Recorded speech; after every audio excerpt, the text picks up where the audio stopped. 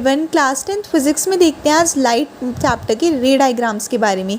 सबसे पहले हम देखेंगे कॉनकेव मिरर के रे डायग्राम्स। जब भी हमें रे डायग्राम का क्वेश्चन पूछा जाता है उसमें हमसे 3 बातें पूछी जाती है। सबसे पहले नेचर, साइज़ और पोजीशन। तो हम इनके बारे में पहले डिस्कस करते हैं, फिर हम एक एक करके केसेस देखेंगे कॉनकेव मिरर के। सो नेचर क्या होता है? नेचर 2 टाइप्स का होता है, एक तो रियल एंड इन्वर्टेड और दूसरा वर्चुअल एंड इरेक्ट।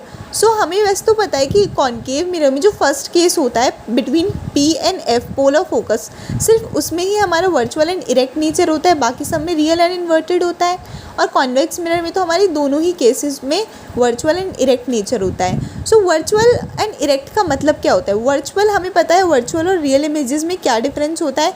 ऐसी इमेज जिसे हम स्क्रीन पर ऑब्टेन नहीं कर सकते वो हमारी वर्चुअल इमेज होती है। और रियल इमेज क्या होती है? जिसे हम स्क्रीन पर ऑब्टेन कर सकते हैं।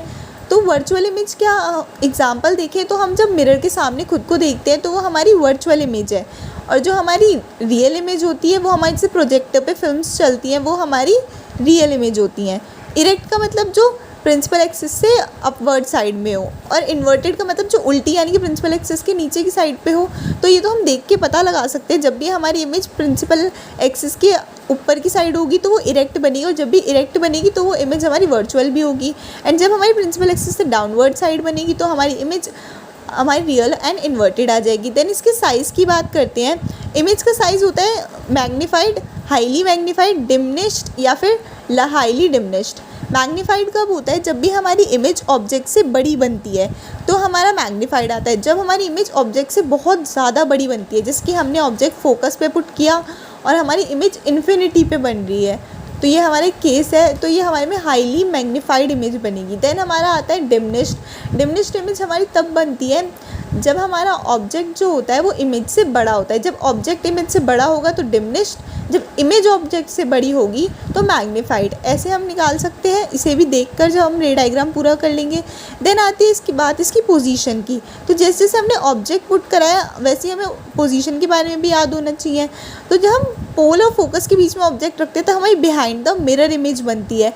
जब हम रे डायग्राम बनाएंगे तो हम उसमें देखेंगे भी ये बात, और इसकी एक टेबल की भी वीडियो आप देख सकते हैं, मैंने पूरी बनाई है। सो अब केस 1 से स्टार्ट करते हैं कॉनकेव मिरर के केसेस को। केस 1 में हम ऑब्जेक्ट को कहाँ पुट करते हैं? पोल और फोकस के बीच में। पहले हम पोल से ऑब्जेक्ट को पुट करना स्टार्ट करते हैं, मतलब पहले पोल और फोकस के बीच में, फिर फोकस पे, फिर सेंटर और फोकस के बीच में, देन सेंटर पे, फिर सेंटर के पीछे यानी कि बियॉन्ड सी। देन उसके बाद हमारा ऑब्जेक्ट इन्फिनिटी पे पुट होता है। तो हमारी 6 जगह होती हैं ऑब्जेक्ट को पुट करने की, और फिर हमारी 6 ही इमेज निकल के आती है। सबसे पहले हम पुट करेंगे पोल और फोकस के बीच में। ये हमारा ऑब्जेक्ट पुट हो गया है पोल और फोकस के बीच में। इसके बाद हम अपने रूल्स पढ़ेंगे, जो हमने रूल्स फॉर ऑब्टेनिंग इमेजेस पढ़ा है कॉनकेव मिरर के लिए, वो पुट करेंगे कि जब भी कोई लाइट रे पैरेलल होती है प्रिंसिपल एक्सिस के तो वो फोकस से पास करेगी। देन अगर कोई लाइट रे सेंटर से आएगी तो वो सेंटर से ही पास करेगी। तो इन दोनों रूल्स को अब हम यहाँ पे अप्लाई करेंगे। ये हमने दोनों रूलों को अप्लाई कर दिया है। पहला पैरेलल आई लाइन और फोकस से पास हुई, नेक्स्ट हमारी सेंटर से आई और सेंटर से पास हुई। हमें पता है फर्स्ट केस में जो हमारी इमेज बनेगी वो बिहाइंड द मिरर बनेगी। जहाँ पे भी ये दोनों लाइन को हम एक्सटेंड कर देंगे, मिरर के पीछे जितनी भी लाइन होएगी वो डॉटेड बनेगी क्योंकि वो वर्चुअल है। एंड इसके बाद हम यहाँ पे इमेज को फॉर्म कर देंगे डॉटेड लाइन से। तो यहाँ पे अब हम इसकी पोजीशन निकालें तो हमारी इमेज बिहाइंड द मिरर बनी है, हम देख सकते हैं। अब इसका नेचर निकालें तो अब हमारी बिहाइंड द मिरर बनी है, और इमेज कैसी बनी है? इरेक्ट यानी कि सीधी बनी है, प्रिंसिपल एक्सिस से ऊपर बनी है, और इमेजिनरी इमेज है हमारी। तो हमारी वर्चुअल एंड इरेक्ट आ जाएगा इमेज का नेचर। एंड इसके साइज़ की बात करें तो ऑब्जेक्ट देखिए हमारा कितना स्मॉल था यहाँ पे, एंड यहाँ पे इमेज हमारी आई है मैग्नीफाइड। हमने तीनों चीज़ों को पढ़ लिया इस केस के लिए। अब हम केस सेकंड देखते हैं। केस सेकंड देखते हैं। अब जो हमारा ऑब्जेक्ट है वो पोल और फोकस के बाद अब फोकस पे पुट होगा। अब फोकस के लिए भी हम दोनों सेम ही रूल अप्लाई करते हैं। पहले पैरेलल आएगी लाइट रे और फोकस से पास होगी, देन सेंटर से आएगी और सेंटर से ही वो वापस सेम पाथ से चली जाएगी। पर हमें अब की बार याद रखना है कि जो इमेज है हमारी वो रियल एंड इन्वर्टेड बनेगी। हमें बिहाइंड द मिरर यानी कि मिरर के पीछे तो कुछ ड्रॉ करना ही नहीं है। ये हमारा नेक्स्ट केस बन गया है। इस केस में जो हमारी इमेज है वो हमें पता है इन्फिनिटी पे बन रही है, क्योंकि यहाँ पे देखिए, यहाँ पे इमेज की जगह हमारी पैरेलल लाइंस आ रही है, और पैरेलल लाइंस जो होती है वो कहाँ पे इंटरसेक्ट करती हैं, इन्फिनिटी पे। सो ये हमारी इमेज जो बनेगी वो इन्फिनिटी पे जाके बनेगी। अब ये इमेज हमारी प्रिंसिपल एक्सिस के डाउनवर्ड साइड पे है। ये जो रूल्स वाली वीडियो है, साइन कन्वेंशन से बता रही हूँ मैं आपको, upward side positive, downward side negative, ये भी वीडियो में अवेलेबल है, आप इसको देख सकते हैं। सो जो ये डाउनवर्ड साइड इमेज बन रही है, ये हमारी रियल एंड इन्वर्टेड बनेगी।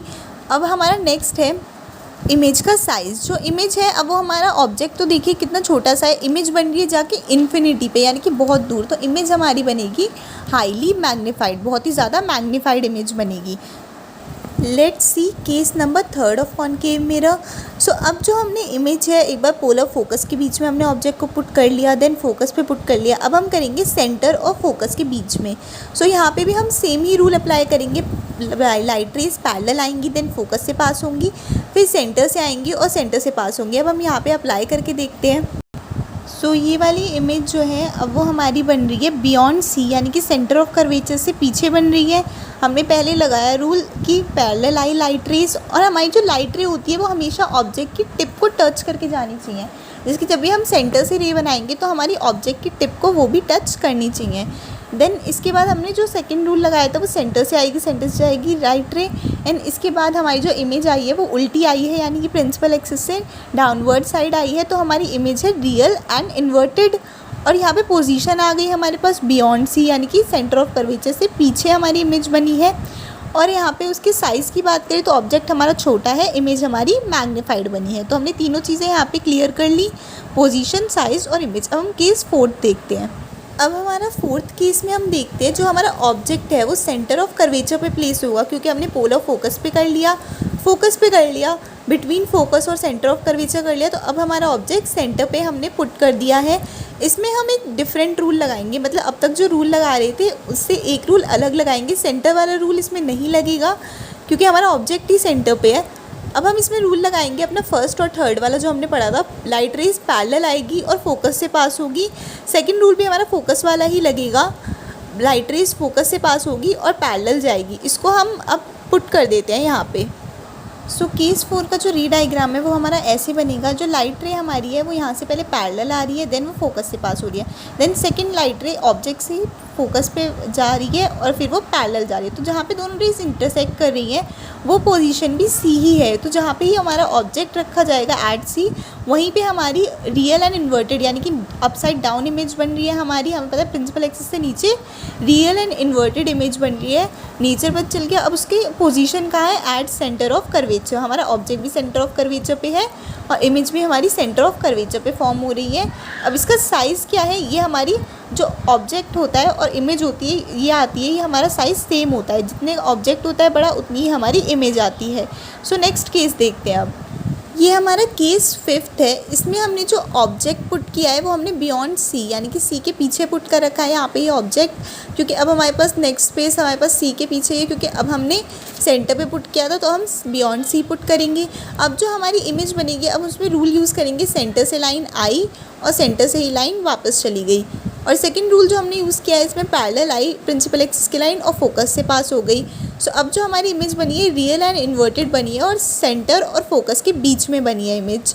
ठीक है, तो जब हमने सेंटर और फोकस के बीच में पुट किया था ऑब्जेक्ट, तो हमारी बियॉन्ड सी इमेज बन रही थी। और अब हमने सेंटर और फोकस के बीच में इमेज बन रही है, क्योंकि हमने बियॉन्ड सी ऑब्जेक्ट को पुट किया है। सो इसका नेचर देख लेते हैं। नेचर हमारा रियल एंड इन्वर्टेड है, क्योंकि इमेज उल्टी बन रही है। इसका साइज़ देख लेते हैं। यहाँ पे ऑब्जेक्ट बड़ा है और इमेज हमारी छोटी आई है, इसलिए जो हमारा ऑब्जेक्ट है वो बड़ा है, तो हमारी इमेज डिमिनिश्ड बनी है। और अब इसकी पोजीशन की बात कर लिए तो वो between centre of curvature and focus आ जाएगी। अब इसका लास्ट केस देखते हैं। ये हमारी कॉनकेव मिरर का लास्ट केस है। इसमें जो होगा, हमारी लाइट रेज इन्फिनिटी से आ रही है। सो ये इतनी क्लियरिटी से नहीं बन पाई, क्योंकि मैं बोर्ड पे बनाई। जब आप पेंसिल स्केल एंड कंपास से बनाएंगे तो बहुत ज़्यादा क्लियरिटी से और बिल्कुल फोकस पे आके बनेगी। तो पहले इसमें जो हम रूल लगा रहे हैं वो है, हमारा लाइट रे पैरेलल आ रही है और फोकस से पास हो रही है। नेक्स्ट है हमारा पोल से आ रही है और पोल से पास हो रही है लाइट रेज। तो जब हम ये दोनों रूल लगाएंगे तब हमारी इमेज फोकस पे बनेगी। जब हमने फोकस पे ऑब्जेक्ट रखा है तब हमारी इमेज इन्फिनिटी पे बनी थी। हमें याद है तो हम इसमें ऐसे रिलेशन भी लगा सकते हैं। आपकी बार इन्फिनिटी से रेज आ रही है तो वो फोकस पे बनेंगी। और इसका जो साइज़ होगा वो हमारा होगा हाईली डिमिनिश्ड, क्योंकि इन्फिनिटी से इतनी बड़ी बड़ी रेज आ रही है और हमारा ऑब्जेक्ट इमेज देखिए कितनी सी बन रही है, यानी कि ऑब्जेक्ट इन्फिनिटी पे बहुत दूर है, तो हाईली डिमिनिश्ड इमेज बनी है उसके मुकाबले हमारी। और यहाँ पे हमारा जो नेचर है वो भी हमारा रियल एंड इन्वर्टेड आ जाएगा और पोजीशन हमारी एट फोकस आ जाएगी। इसके साथ हमारे सारे केसेस कॉनकेव मिरर के ख़त्म होते हैं।